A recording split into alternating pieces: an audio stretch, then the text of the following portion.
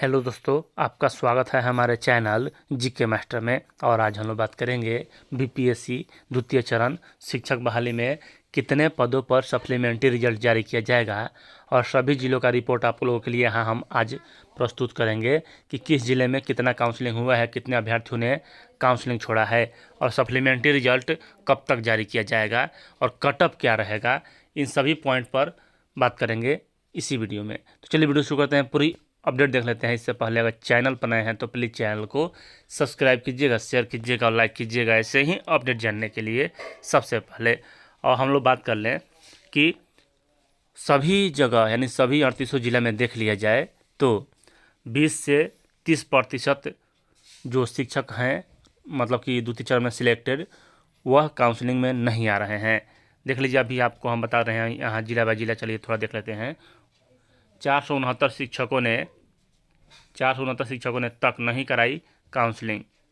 और इसमें देख लीजिए, बिहार लोक सेवा आयोग की ओर से आयोजित दूसरे चरण की शिक्षक नियुक्ति में जिले में 286 शिक्षक चयनित किए गए। इन शिक्षकों की काउंसलिंग पिछले दिसंबर माह में शुरू की गई, जिसमें सभी नव चयनित 286 नवनियुक्त शिक्षकों को शामिल होना था, जिसमें 30 दिसंबर तक 1617 शिक्षकों ने काउंसलिंग में हिस्सा लिया। 469 शिक्षक काउंसलिंग में नहीं पहुंचे। जिन शिक्षकों की काउंसलिंग हो चुकी है उन्हें योगदान पत्र पहले चरण के शिक्षक नियुक्ति की तरह दी जाएगी। इसके लिए अभी विभागीय तैयारी चल रही है। पहले चरण की तरह दूसरे चरण में भी शिक्षकों समारोह पूर्वक ज्वाइनिंग पत्र उपलब्ध कराया जाएगा। यह सिर्फ एक जिले का है और यह नवादा जिले का है। अब बताइए, यहाँ अगर हम इसका परसेंटेज निकाल लें, 400 लगभग 25% अभ्यर्थियों ने यहाँ योगदान नहीं किया है। मतलब कि ज्वाइनिंग लेटर, मतलब कि यहाँ स्पष्ट है कि इतने अभ्यर्थी काउंसलिंग में नहीं आ रहे एक ज़िले में। इसी प्रकार यहाँ अन्य जिलों का भी आप देख सकते हैं। यहाँ देखिए कि बहाली में 1291 शिक्षकों की हुई काउंसलिंग, जबकि यहाँ पद है 1836 और यह सुपौल का है। सभी जिले में 30% अभ्यर्थी काउंसलिंग में उपस्थित नहीं हो रहे हैं और कुल जो पद है 1,22,000 है। और इसमें नियम क्या है कि अगर कोई अभ्यर्थी का रिजल्ट निकला और वहाँ अभ्यर्थी काउंसलिंग नहीं कराए, उसके बाद यहाँ मेरिट लिस्ट सेकेंड जारी किया जाएगा, यानी सप्लीमेंट्री रिजल्ट। तो देख लीजिए, सभी जिलों का वही हाल है और यहाँ भी उसी प्रकार किया जा रहा है कि शिक्षक में काउंसलिंग पूर्व बायोमेट्रिक अनिवार्य है। और इसमें भी दिया हुआ कितने अभ्यर्थी देख लीजिए। यहाँ यह कहाँ का है थोड़ा देख लेते हैं। यह है रहिका और मतलब कि कोशिका, यानी कि 3700 की काउंसलिंग शिक्षा विभाग ने कराया है। जबकि यहाँ सीट जो देखिए 5070 सीट है, जबकि यहाँ काउंसलिंग हुआ है मात्र 3770। अब बताइए, यानी कि कहीं कहीं 1200 पद अभी तक खाली हैं और जो काउंसलिंग कराने के लिए बचे हैं वह बहुत कम ही अभ्यर्थी बचे हैं। एक दिन में मात्र 20-22 अब काउंसलिंग हो रहा है। जो काउंसलिंग का भीड़ था वह पिछले महीने ही ख़त्म हो चुका है और जब यहाँ नया काउंसलिंग शुरू किया गया है तो उसमें भीड़ बहुत कम है। एक दिन में 22, 20, 37 इसी प्रकार से कहीं भी काउंसलिंग 100 नहीं हो रहा है जनवरी 2024 में।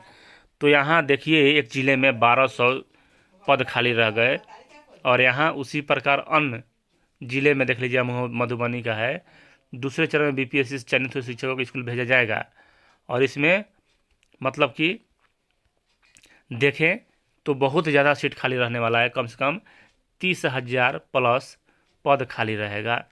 अब कैसे, तो सभी ज़िलों से अब बताएं। यहाँ हम बता रहे हैं कि कितने पदों पर यहाँ मेरिट लिस्ट जारी किया जाएगा सेकेंड, यानी कि सप्लीमेंट्री 30,000 पदों पर। लेकिन उतना नहीं, 20 से 25,000 पदों पर यहाँ सप्लीमेंट्री रिजल्ट अगर शिक्षा विभाग चाहे और बीपीएससी चाहे तो भेज सकता है। अब जो मेन रोल है शिक्षा विभाग का है कि वह कितने पदों पर यहाँ निकालना चाह रही है, मतलब कि सेकेंड मेरिट लिस्ट। और सबसे महत्वपूर्ण एक बात और समझ लीजिएगा, इस बार चेयरमैन सर एक ट्वीट किए थे और उसमें बोले थे कि अभ्यर्थी अभी थोड़ा विलम्ब करें, वेट करें और जो आपको उचित लगे उसी में आप काउंसलिंग कराएं। 3 जगह 4 जगह काउंसलिंग कराने की आवश्यकता नहीं है। 3 जगह 4 जगह का मतलब हुआ कि आप ऐसे अभ्यर्थी हैं जिनका कक्षा 1 to 5 में भी हुआ था, 6 to 8 में भी हुआ था, 9 to 10 में भी हुआ था और 11 to 12 में भी हुआ था। ऐसे भी अभ्यर्थी बहुत अधिक मात्रा में हैं।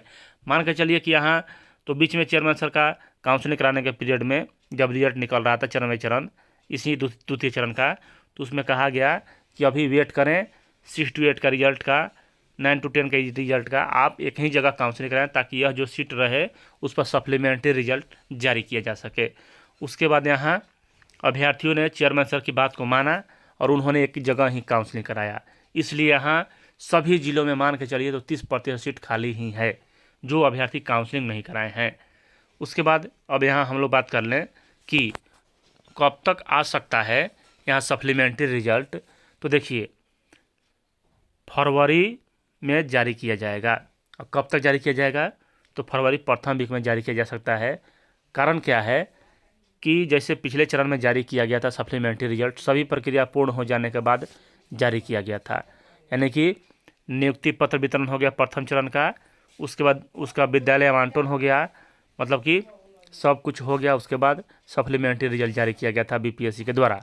उसी प्रकार यहाँ भी होगा। आप सभी जान रहे हैं कि पूरे जनवरी यहाँ मतलब कि चलेगा, मतलब काउंसलिंग का और विद्यालय में पदस्थापन की प्रक्रिया, और फरवरी प्रथम सप्ताह में जारी किया जाएगा सप्लीमेंट्री रिजल्ट। अब कितने कटअप रहेंगे?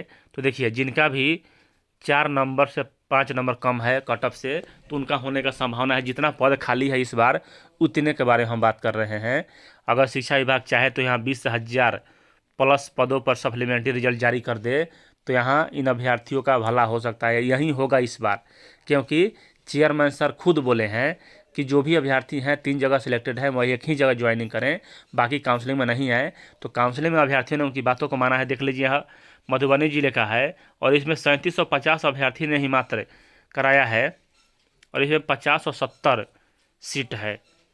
अब बताइए 1200 यानी कि लगभग 1500 1400 अभ्यर्थी हैं जो काउंसलिंग नहीं कराए हैं। तो इतना मतलब ज़्यादा संख्या, जैसे जैसे पद हैं जिलावार वैसे वैसे यहाँ सीट खाली रह रहा है। तो कहीं ना कहीं आप लोगों को फ़ायदा होने वाला है। और चेयरमैन सर का जो अपील था वह बहुत ही सकारात्मक प्रभाव डाला है कि अभ्यर्थी वेट करें, और अभ्यर्थी वेट भी किए, उनका सिलेक्शन हुआ, लेकिन वह हायर क्लास में गए। मान के चलिए किसी अभ्यर्थी का यहाँ 6 to 8 में भी रिजल्ट हुआ, किसी का 9 to 10 में हुआ, उसी अभ्यर्थी का 11 to 12 में भी हुआ, तो उन्होंने 11 12 में ज्वाइन किया। कोई अभ्यर्थी उच्च पद में जब हो गया तो इन दोनों पद को क्यों छोड़ेगा? पिछले चरण में क्या था कि अभ्यर्थी तीनों जगह काउंसलिंग कराए, मैंने 1 to 5 में, लेकिन उन्होंने ज्वाइन किया 11 12, और हुआ क्या कि यह दोनों सीट रिजर्व कर दिए और शिक्षा विभाग उस पर बोला कि हम यह वैकेंसी पर सप्लीमेंट्री रिजल्ट जारी नहीं करेंगे, अगले वैकेंसी में फॉरवर्ड करेंगे। लेकिन इस बार क्या होगा कि अभ्यर्थी का चयन 3 जगह हो गया, यह दोनों में अभ्यर्थी नहीं पहुंचे काउंसलिंग के लिए और यहाँ पहुंचे, तो यह दोनों सीट मतलब खाली रहा। तो फिर से रिजल्ट जारी किया जाएगा कटअप से नीचे जो अभ्यर्थी होंगे। तो जो भी अभ्यर्थी 4 से 5 नंबर कम हैं वहाँ आपका सिलेक्शन होने का चांस है, लेकिन यह निर्भर करता है शिक्षा विभाग के ऊपर, वह कितना देना चाह रही है। तो चलिए यही अपडेट है। उम्मीद करते हैं वीडियो आप लोगों के लिए उपयोगी सिद्ध हुआ होगा। वीडियो देखने के लिए धन्यवाद।